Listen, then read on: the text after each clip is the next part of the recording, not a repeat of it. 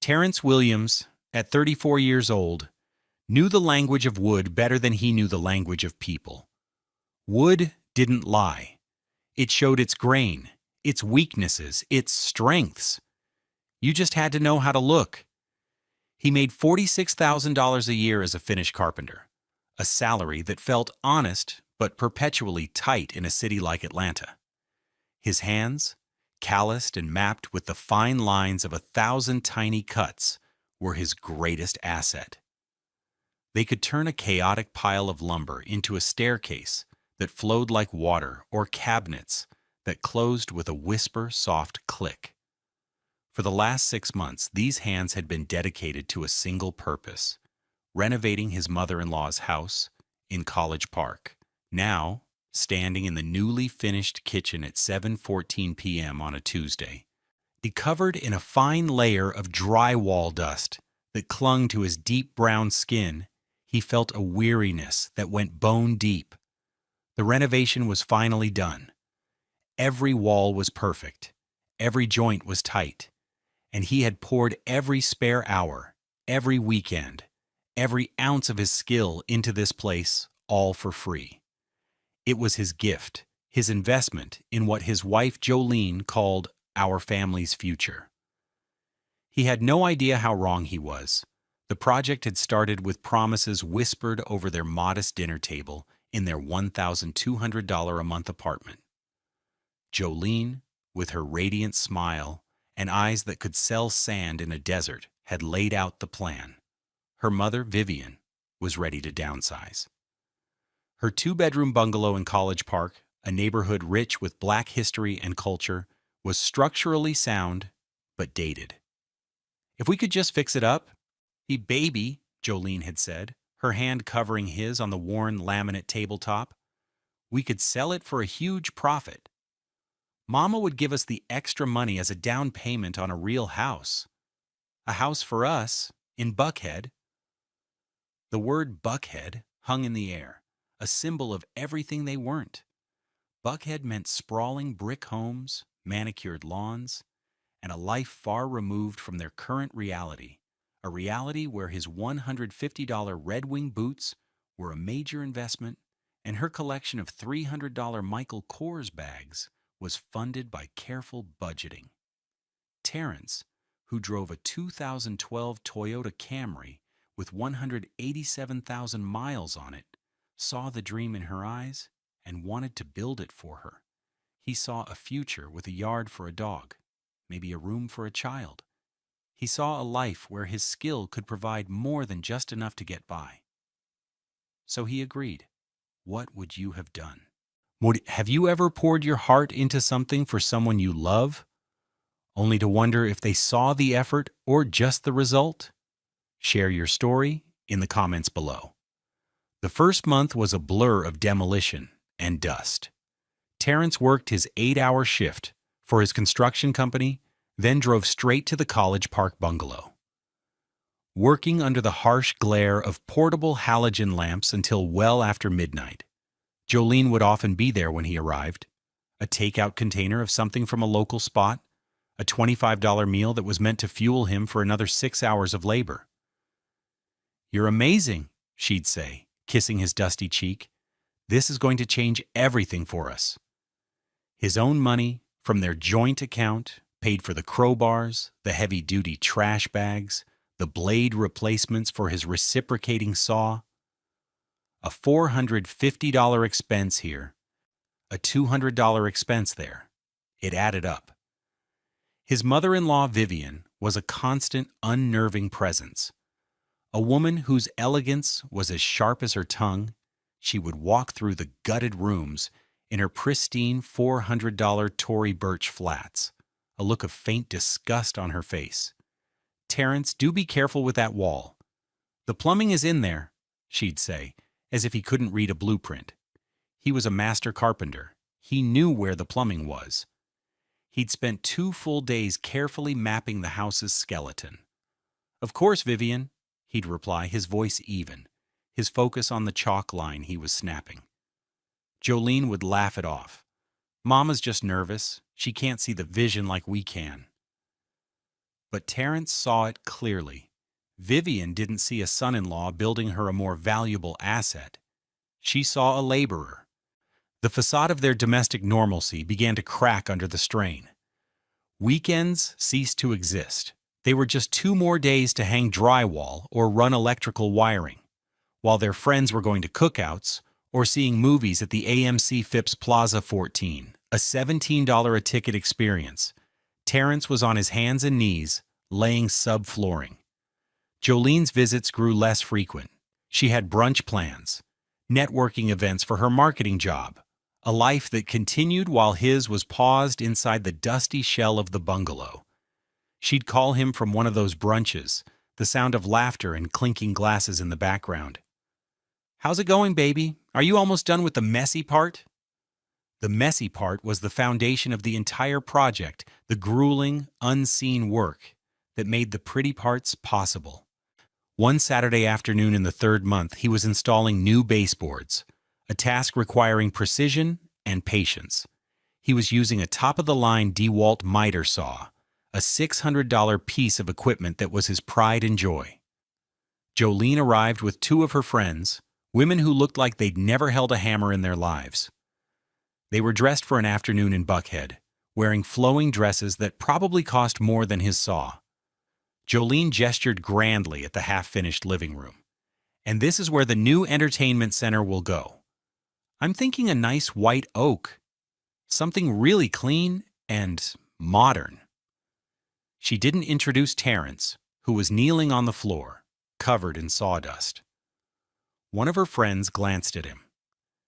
"Is that the contractor?" she asked, her voice dripping with condescension. Jolene waved a dismissive hand. "Oh, well, that's just Terrence. He's handling all the work." Just Terrence, not my husband, not the man making this all possible. He felt a cold knot tighten in his stomach, but he said nothing. He just made his cut, the blade screaming through a piece of poplar, the sound filling the sudden, awkward silence. He placed the perfectly mitered corner, a flawless 45-degree angle, and moved to the next piece. The wood didn't judge. The financial toll was becoming undeniable. The budget for materials, which Vivian had contributed a meager $15,000 to, was long gone. Terrence was now funding the project from their joint savings, the account that was supposed to be for their future house. He used his Home Depot credit card, racking up thousands of dollars in debt for high-end fixtures, Benjamin Moore paint at $80 a gallon, and solid maple for the custom kitchen cabinets he was building from scratch. "It's an investment, honey," Jolene assured him over the phone. "Every dollar we put in, we'll get 3 back. I promise." He wanted to believe her. He needed to believe her. So he kept working, his hands bleeding, his back aching, fueled by a promise that was starting to feel as hollow as the walls he was filling with insulation. The cruelty wasn't always overt. It was in the small things, the casual dismissals that chipped away at his sense of worth. It was in the way Vivian would leave a list of tasks on the kitchen counter, written on her expensive cream-colored stationery, as if he were an employee. 1. Fix the squeak in the hallway floor. 2. Adjust the pantry door. 3. "I'll clean up your sawdust."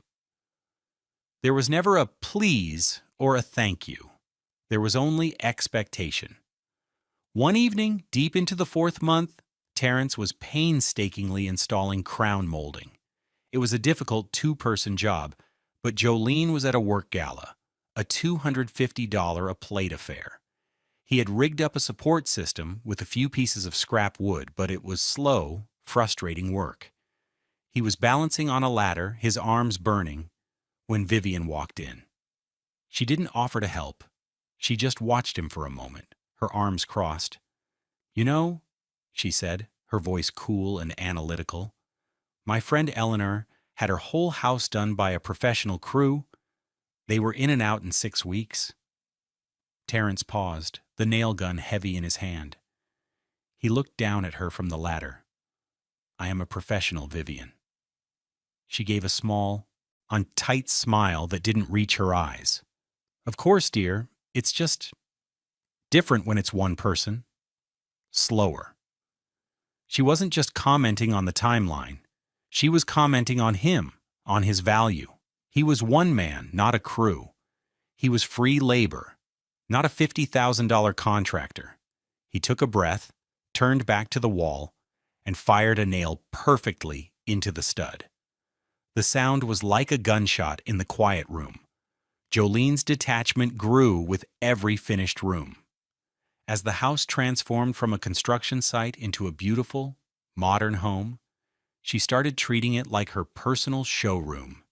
She'd bring different friends by, pointing out features as if she had designed them herself. "I chose this specific quartz for the countertops," she'd say, running her hand over the $4,500 slab of stone Terrence had nearly broken his back installing. "It has such a lovely, subtle veining." She never once said, "Terrence built these cabinets by hand," or "Terrence laid every single one of these subway tiles." His work, his skill, his sacrifice, it was all being absorbed into her narrative, her vision. He was becoming invisible in the very space he was creating. The most painful moment came near the end of the 5th month. It was their wedding anniversary. Terrence had worked a 12-hour day at the bungalow to finish the master bathroom, wanting to surprise Jolene. He installed the final piece of hardware on the vanity he'd built, a sleek, brushed nickel pull that cost $12. He cleaned the entire room, wiped down every surface, and stood back to admire his work. It was beautiful. He called Jolene, his heart full, expecting her to be excited. "Hey baby, I finished the bathroom. It looks incredible. You should come see it." There was a pause on the other end of the line. "Oh?" "Terrence, I'm sorry. I completely forgot to tell you. I'm out with the girls. We're celebrating Ashley's promotion. We're at St. Cecilia." St. Cecilia, a restaurant where a single plate of pasta cost $50. "It's our anniversary, Jolene," he said, his voice quiet. The silence on the phone was heavy, suffocating. "Oh my God," she finally whispered. "Baby, I am so sorry. I've just been so swamped. Listen, I'll make it up to you. We'll celebrate this weekend." But this weekend, like all the others, was for the house. He hung up the phone and sat on the edge of the brand new $800 bathtub he had just installed. The room was silent except for the sound of his own breathing. He looked at his hands, the source of all this creation, and for the first time he felt a profound and terrifying loneliness. The house wasn't a symbol of their future anymore. It was a monument to his erasure. The final weeks were a frantic push. A realtor had been engaged, and photos were scheduled. Jolene was suddenly present again, but her presence was that of a director, not a partner. She pointed out microscopic flaws he had already planned to fix. "There's a tiny paint drip on this trim, Terrence. The photographer will see that." She followed him from room to room, a walking punch list, her anxiety and ambition radiating off her. He worked silently, methodically, his heart encased in a layer of cold resignation. He finished the last task, adjusting a closet door so it closed without a sound, at 6:30 p.m. on a Tuesday. He packed up most of his tools, leaving only a small toolbox with a few essentials he'd need for final touch-ups. He was exhausted, but a small part of him felt a flicker of pride. He had taken a worn-out old house and made it new again. He had kept his promise. What he didn't know was that Jolene had never intended to keep hers. The discovery happened on a Friday afternoon, 2 weeks after he'd finished the work. It was October 2nd at 3:47 p.m. The air was crisp, carrying the first real hint of autumn. Terrence had gotten a call from Jolene. "The stager is coming tomorrow morning and the photographer is right after. Can you please go over and make sure everything is perfect? and grab the rest of your tools? They can't be in the photos." Her voice was cheerful, excited. He agreed, a familiar sense of duty overriding his fatigue. He drove his Camry to the College Park bungalow, letting himself in with the key he still had. The house was silent and immaculate. The afternoon sun streamed through the new, energy-efficient windows he'd installed, illuminating the dust-free surfaces and gleaming hardwood floors he had sanded and refinished himself.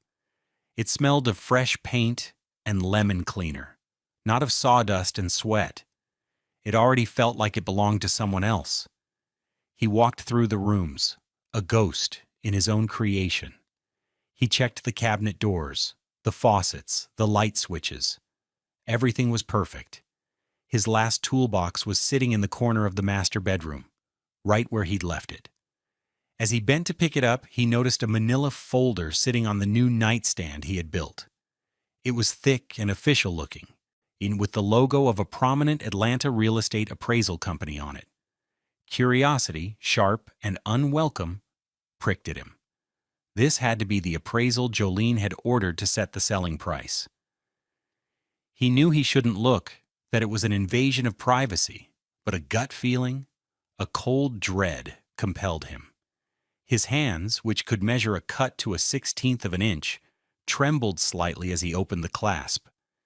He scanned the first few pages: property details, square footage, comparable sales in the neighborhood. Then he got to the valuation summary. His eyes widened. The pre-renovation value was listed at $210,000.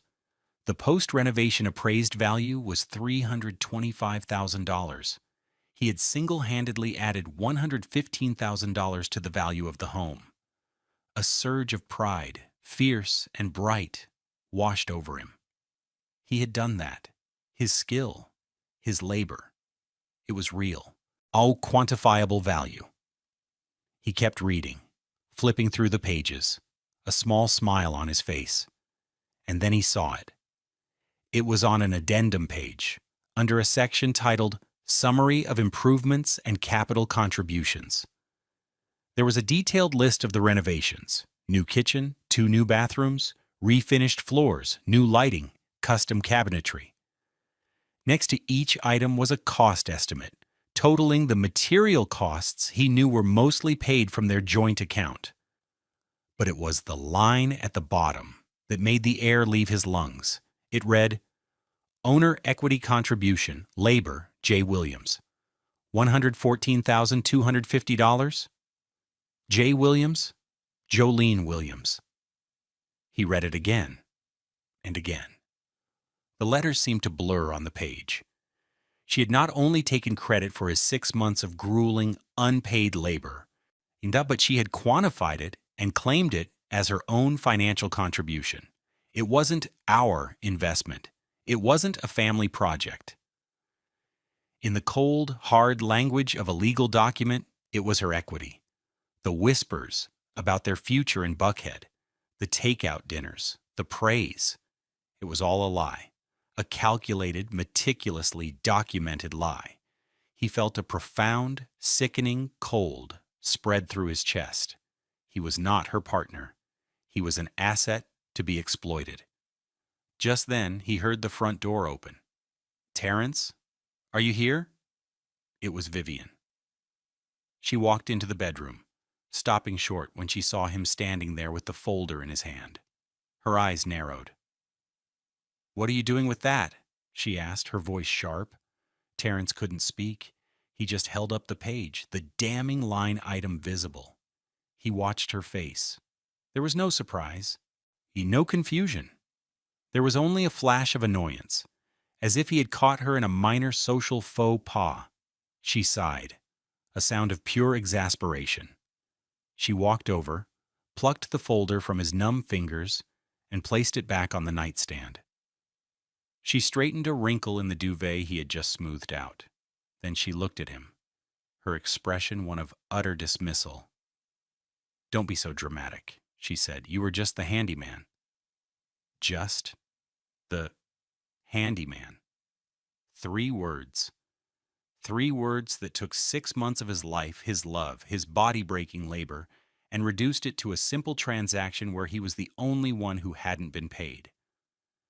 3 words that confirmed he was nothing more than a tool to be used and discarded. In that moment, something inside Terrence broke. But what grew in its place was not rage, but a terrifying, crystalline clarity. He looked at Vivian, the woman whose net worth he had just increased by over $100,000. He looked around the perfect room he had built. He felt nothing. The love, the hope, the exhaustion, it was all gone, burned away by the cold truth. He didn't shout. He didn't argue. He calmly bent down, picked up his $250 toolbox, and turned around. He walked out of the bedroom, down the hallway with the floors that no longer squeaked, through the living room with its flawless crown molding, and out the front door he had hung and painted himself. He did not look back. He got into his old Toyota, placed the toolbox on the passenger seat, and drove away. He didn't go home. He drove until he saw the glass tower of a downtown law firm, its windows reflecting the cold, clear blue of the autumn sky. He had never felt so betrayed, but he had also never felt so free. The drive home from the lawyer's office was a study in controlled numbness. He had spent 90 minutes with a woman named Alana James, a sharp, empathetic attorney whose hourly rate was a staggering $450. He'd laid out the entire story, his voice low and steady, showing her the pictures on his phone, the before, during, and after shots he'd taken to document his progress. He explained the conversation with Vivian, the 3 words that had severed the last thread of his loyalty. Alana had listened without interruption, her expression hardening with every detail. When he finished, she looked at the photo of the appraisal page he'd had the presence of mind to snap before he left. She put it in writing, Alana said, a note of disbelief in her voice. This is a gift. Terrence, a very stupid, very arrogant gift. She explained the concept of a mechanic's lien in the state of Georgia. Because he had never signed a waiver or a contract stating his labor was a gift, and because he had materially improved the property, he was entitled to compensation for the fair market value of his work. The appraisal itself was the ultimate proof. Jolene and Vivian had already done the valuation for him. He pulled into the parking lot of his apartment complex at 6:15 p.m. He sat in his car for a full 10 minutes, the engine off, gathering himself. He had to go inside and face her. He had to pretend that everything was normal, just for a little while longer. Alana's instructions were clear. Do not confront her. Do not let her know you know anything. We need to file the lien and the divorce papers simultaneously. The element of surprise is our greatest weapon. So he had to play a part. He had to become a stranger in his own home. He walked up the 3 flights of stairs to their apartment, the key feeling alien in his hand. When he opened the door, the smell of roasted chicken filled the air. Jolene was in the kitchen, humming along to a playlist on their small Bluetooth speaker. She was wearing a $120 silk blouse and jeans. She looked beautiful, and the sight of her sent a shard of ice through his heart. "Hey, baby," she said, turning to smile at him. It was the same smile she'd used when she convinced him to start the renovation. Now it looked predatory. "You're late. Everything okay at your mom's?" "Yeah, perfect," he lied, his voice sounding unnervingly normal. "Just did a final walkthrough, grabbed my tools. The place looks great. The stager will be happy." He walked over and kissed her on the cheek. Her skin was warm, but he felt a repulsive chill. It was the most difficult thing he had ever done. "I'm just going to shower before dinner," he said, needing to escape. In the bathroom, he turned on the water as hot as he could stand it and leaned his forehead against the cool tile of the shower wall. He stayed there until the steam filled the room, hiding him. He wasn't just washing off the day's grime. He was trying to wash off the last 6 months, to wash off the feeling of her betrayal. He was playing dumb, but inside he was a whirlwind of cold, calculated rage. Dinner was surreal. Jolene chattered excitedly about the upcoming sale. The realtor thinks we can list it for $330,000, maybe even $335,000, to start a bidding war. Can you believe it? And after Mama pays off her small mortgage, we're looking at a profit of almost $180,000. Our half will be $90,000. That's the entire down payment for the townhouse in Buckhead, Terrence. We did it. We? The word was a bitter poison on her tongue. He just nodded, pushing a piece of chicken around his plate.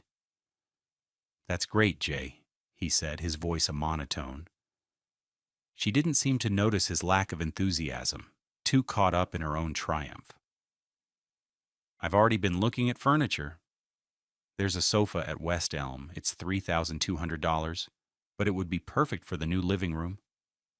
She went on and on, designing a future he now knew he would have no part of.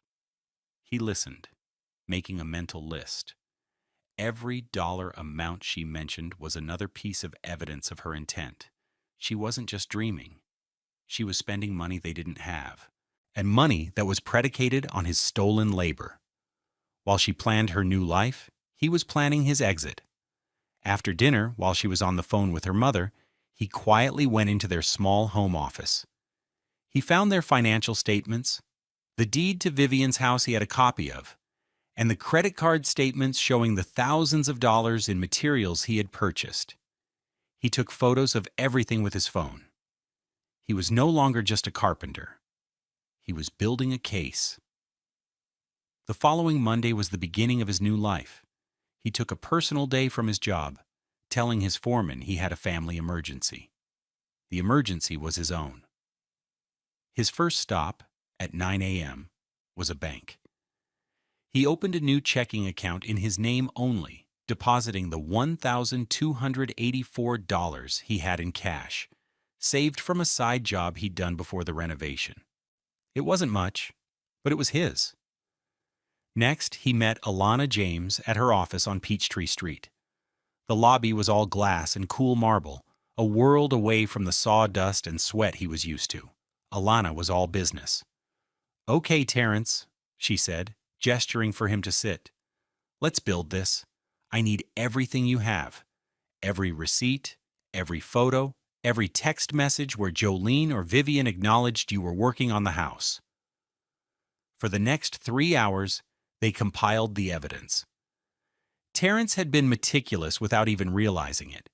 He had a folder on his phone with nearly 500 photos, time-stamped, showing the progression of the work. He had the Home Depot and Lowe's statements, totaling $28,719 in materials charged to their joint credit cards over 6 months. He had text messages. E1 from Jolene in July. "Can you please finish the guest bathroom this weekend?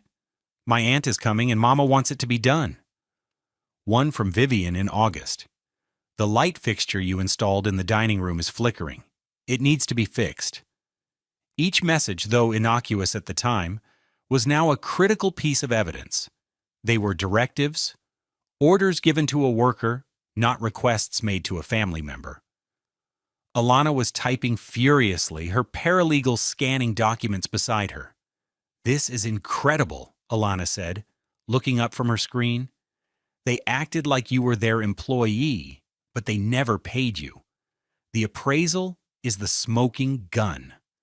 They can't argue the value of your labor because they're the ones who certified it."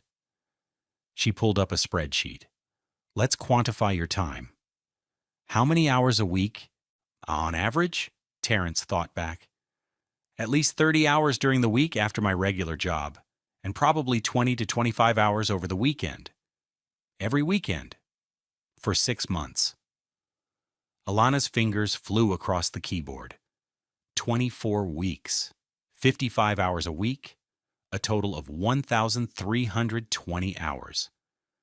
"Now, what's the going rate for a master finish carpenter in Atlanta?" she asked. For high-end custom work, side jobs, I charge about $85 an hour, he said. It felt strange to put a price on the work he had done for family. Alana multiplied the numbers. The total came to $112,200. It's almost exactly what the appraisal quoted, she said, a grim smile on her face. They literally appraised your slavery, Terrence. And now they're going to pay for it. The plan was set. The next morning, Alana would file the mechanic's lien with the Fulton County Superior Court for the full amount of $114,250 using their own appraisal number against them. Simultaneously, she would file for divorce on the grounds of irretrievable breakdown, citing financial fraud as a contributing factor. A process server had already been hired.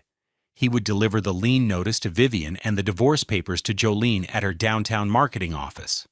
The strike would be coordinated, swift, and devastating. Terrence left the law office feeling lighter than he had in months.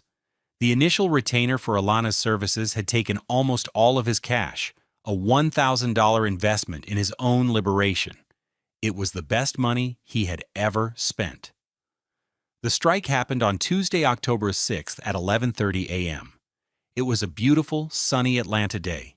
The kind of day that makes you believe good things can happen. Terrence was at his job site, installing baseboards in a luxury condo, his movements precise and automatic. His mind, however, was miles away, picturing a scene he would never witness but could imagine with perfect clarity. He imagined a professional-looking man in a nondescript sedan pulling up to the curb in front of the College Park bungalow. He imagined Vivian opening her newly painted front door, a smile on her face, perhaps expecting a flower delivery. He imagined the smile vanishing as she was handed a thick legal envelope and told, "You've been served." His phone, which had been silent all morning, buzzed in his pocket at 11:47 a.m. It was Jolene. He ignored the call. It buzzed again and again. Then the texts started. The first one at 11:48 a.m. He read, "Terry, what is going on? Some guy just showed up at my office and gave me papers. Call me now." He took a deep breath and continued his work, measuring twice, cutting once. The saw blade bit into the wood with a clean, satisfying scream. A minute later, another text from Jolene. "Divorce? Are you insane? What is this?" Then a call from a number he didn't recognize. He let it go to voicemail. It was Vivian. Her voice, usually so composed and cool, was high-pitched and frantic. "Terrence, what is the meaning of this? I have a legal notice here that says you've put a lien on my house for over $100,000. This has to be a mistake. You need to call me back this instant and fix this. The sale is supposed to close in 2 weeks. You are ruining everything." He saved the voicemail. It was evidence. The onslaught continued. Jolene's texts became more desperate. 12:05 p.m. "Pick up the phone, Terrence. We need to talk about this. This isn't you." 12:15 p.m. "My boss saw the whole thing. I'm so embarrassed. How could you do this to me at my job?" 12:30 p.m. "And what is this lien on my mother's house? Her realtor just called her in a panic. The title company flagged it. You're destroying her financially after everything we did for you." Everything we did for you. The audacity of that statement was breathtaking. He felt a surge of cold fury, but his hands remained steady as he fit a piece of trim into place. He was building something new, while their world was being systematically dismantled. The phone rang again. It was Jolene. This time, he answered, holding the phone to his ear with his shoulder as he worked. "What do you want?"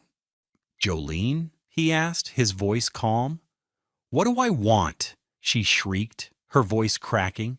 "I want an explanation, a divorce, a lien. Are you trying to destroy my family?" "Your family tried to steal from me," he stated simply. You took 6 months of my life and my labor, quantified it, and claimed it as your own equity.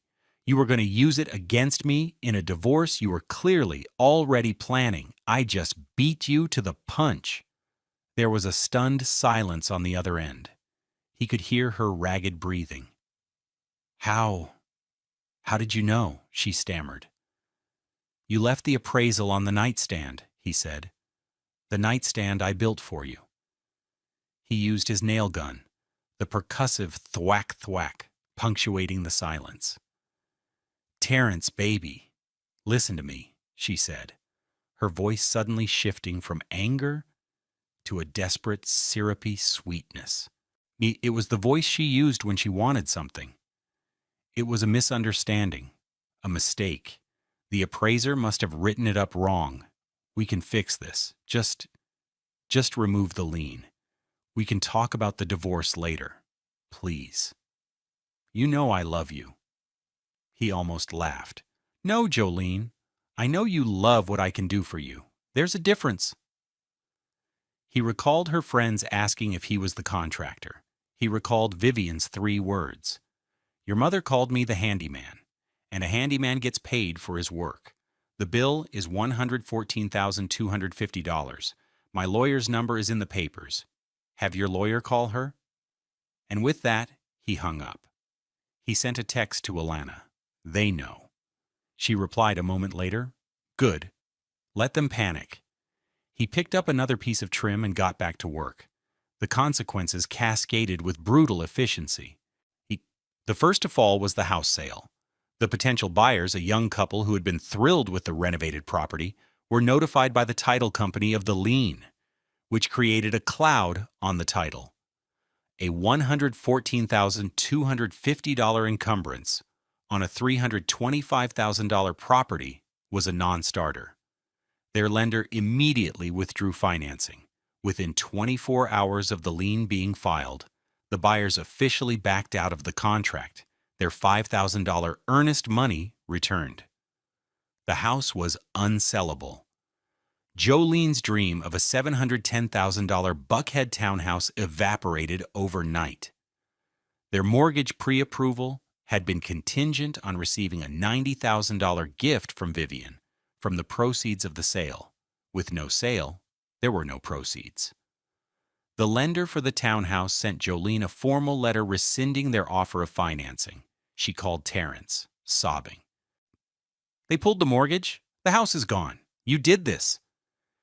He listened silently before replying, "No, Jolene, your greed did this. You tried to build a future on a foundation of lies. It was bound to collapse." Vivian was trapped. She was living in a beautiful, newly renovated house that she could neither sell nor borrow against. The lien meant no bank would touch the property. She was stuck with her current mortgage, the property taxes on a home now assessed at a much higher value, and a massive, legally binding debt to the son-in-law she had dismissed as a mere handyman. Her friends in her social circle, the ones who had heard for months about the professional renovation, soon learned the truth. The story, in all its humiliating detail, spread like wildfire through her church and her bridge club. Vivian, a woman who cared deeply about appearances, became a pariah, a subject of gossip and pity. The divorce proceedings were even more devastating for Jolene. Alana James used the appraisal document as Exhibit A in their filing. It was irrefutable proof of Jolene's intent to defraud Terrence in the division of marital assets. Her own documented attempt to claim his labor as her equity made her look calculating and malicious in the eyes of the court. Her lawyer, a high-priced attorney from a downtown firm whose retainer likely cost $10,000, advised her to settle quickly. Any judge would see this for what it was. Jolene's professional life suffered as well. The scene with the process server at her open plan office had been witnessed by dozens of colleagues, including senior partners. The humiliation was immense. Her performance at work cratered as she dealt with the fallout. She was distracted, emotional, and her carefully constructed image as a polished, ambitious professional was shattered. She had wanted to project an image of wealth and success, but the truth revealed a desperate, grifting reality. The final blow came during settlement negotiations. Jolene and Vivian, through their lawyers, offered to pay Terrence $20,000 to remove the lien. Alana laughed when she told him. "I told them our price is non-negotiable, $114,250 plus my legal fees. They can either sell the house and pay you from the proceeds, which they can't do until you release the lien, which you won't do until you're paid, or Vivian can take out a personal loan to pay you." They were caught in a legal vice of his making. Defeated, they agreed. It took them 3 weeks to scramble together the funds, forcing Vivian to liquidate a large portion of her retirement portfolio, incurring massive tax penalties. The check was delivered to Alana's office. It was for $121,500, covering the full amount of the lien and every dollar of Terrence's legal costs. The war was over. He had won. 6 months later, Terrence stood in a space that smelled of cedar and potential. It was his own workshop, a 1,500 square foot leased space in a light industrial park near the West End. The check from the settlement had changed everything. After splitting the marital assets, which, without the house profit, were minimal, and paying his taxes, he was left with enough capital to do what he'd only dreamed of. He quit his job, bought the professional-grade tools he'd always wanted, a $4,000 saw-stop table saw, a heavy-duty planer, a full set of Festool sanders, and incorporated his own business, Valor Woodworks. The name felt right. It was about recognizing the true value of his own skill and character. His first client found him in the most unexpected way. A woman named Dr. Anika Sharma, a professor at Emory, was in the process of buying a home, and her real estate attorney had stumbled upon the public record of Terrence's lien against Vivian's property while doing a title search for another client. Intrigued by the specificity of the filing, custom maple cabinetry, hand-scraped hardwood floor refinishing, installation of crown molding, and custom built-ins, she had looked him up. She called him out of the blue. "Mr. Williams," she'd said, her voice warm and direct, "I'm not sure if this is a strange question, but are you the carpenter who filed that lien on a property in College Park?" Terrence had paused, unsure how to respond. "I am," he said carefully. "Well," she continued, "my husband and I are closing on an old Tudor in Druid Hills, and it has a library with absolutely no bookshelves. Based on the description in that legal filing, you do exactly the kind of work we're looking for. Would you be interested in giving us a quote?" Now he was installing the final shelf in that library. It was a floor-to-ceiling masterpiece of solid walnut, with a rolling ladder and intricate dental molding that matched the home's historic character. Dr. Sharma and her husband watched him work, their faces full of awe. "It's more beautiful than we ever imagined," she said, running a hand over the smooth satin finish. Terrence felt a quiet satisfaction that was worth more than any paycheck. He was being paid well for this project. The contract was for $35,000, but more importantly, he was being seen.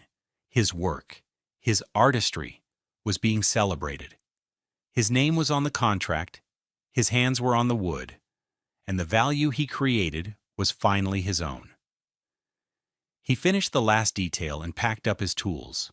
As he was leaving, Dr. Sharma handed him the final check.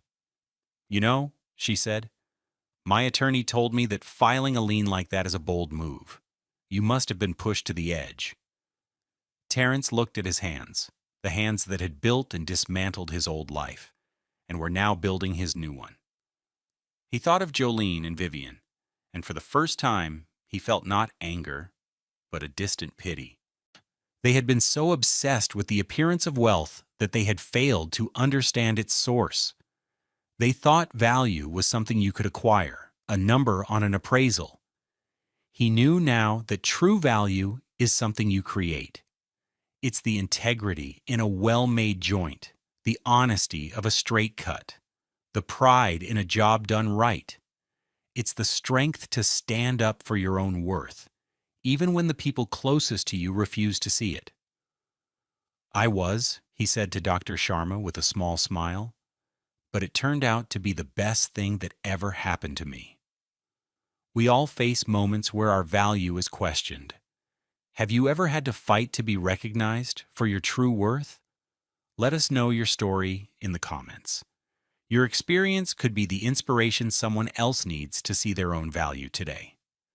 Thank you for watching Love Beyond Pride.